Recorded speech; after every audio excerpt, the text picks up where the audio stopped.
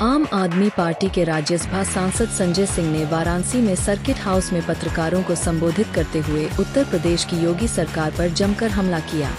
उन्होंने कहा कि आज प्रदेश में शिक्षा और स्वास्थ्य दोनों चीज पटरी पर से उतर चुकी है। शिक्षा विभाग में अपनी कमियों को छुपाने के लिए विद्यालयों को मर्ज करने का कार्य किया जा रहा है। इससे शिक्षा व्यवस्था कहां पर जाएगी और बेरोजगारी भी बढ़ेगी। प्रदेश की शिक्षा व्यवस्था को बदहाल करने का पूरा जिम्मा योगी सरकार ने ले लिया है।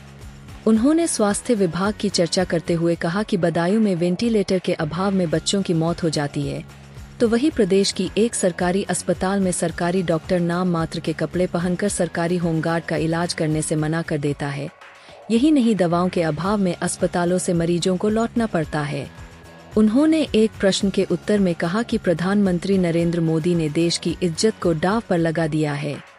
अमेरिका के राष्ट्रपति का भारत पाकिस्तान की लड़ाई में हस्तक्षेप करना और सबसे पहले ट्वीट करके सीज फायर की घोषणा करना हमारे देश का घोर अपमान है।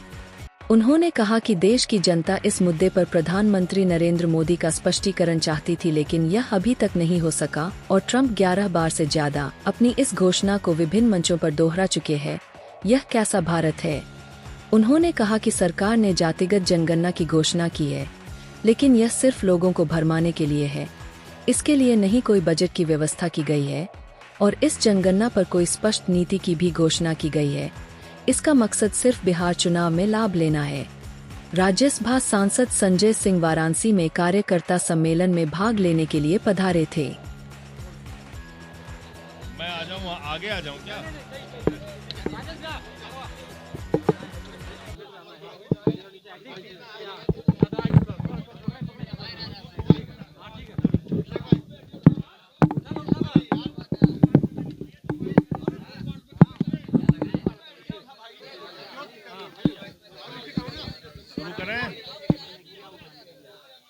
शुरू करें?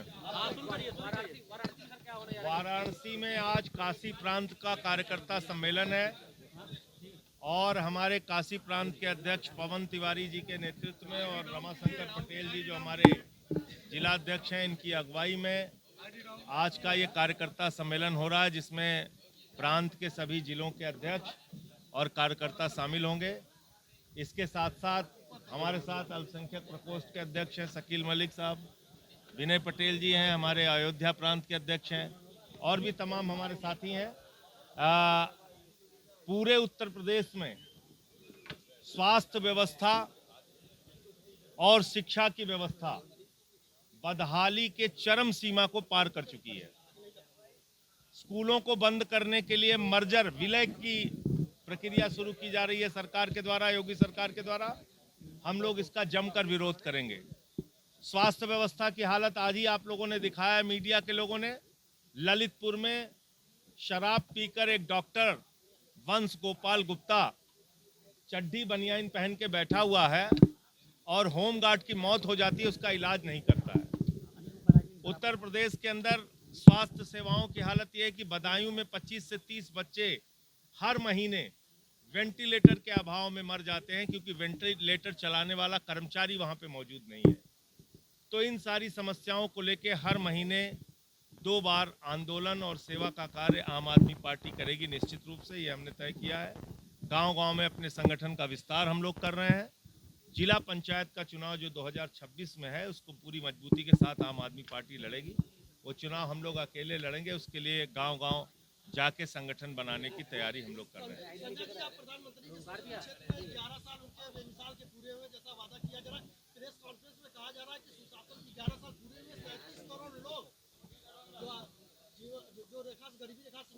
प्रधानमंत्री के 11 साल में भारत के ऊपर 200 लाख करोड़ रुपए का कर्जा है।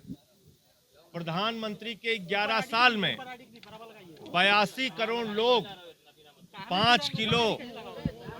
5 किलो राशन पर अपनी जिंदगी बिताने के लिए मजबूर हैं। प्रधानमंत्री के 11 साल में 22 करोड़ नौकरियां मिलनी थी हिंदुस्तान के नौजवानों को, 22,000 नौकरी नहीं मिली। प्रधानमंत्री के 11 साल में किसानों की आमदनी 2 गुना होनी थी, काला धन आना था, 15 लाख खाते में आना था, 15 अगस्त 2022 तक सबको पक्का मकान मिलना था, एक भी वादा भारत के प्रधानमंत्री ने पूरा नहीं किया।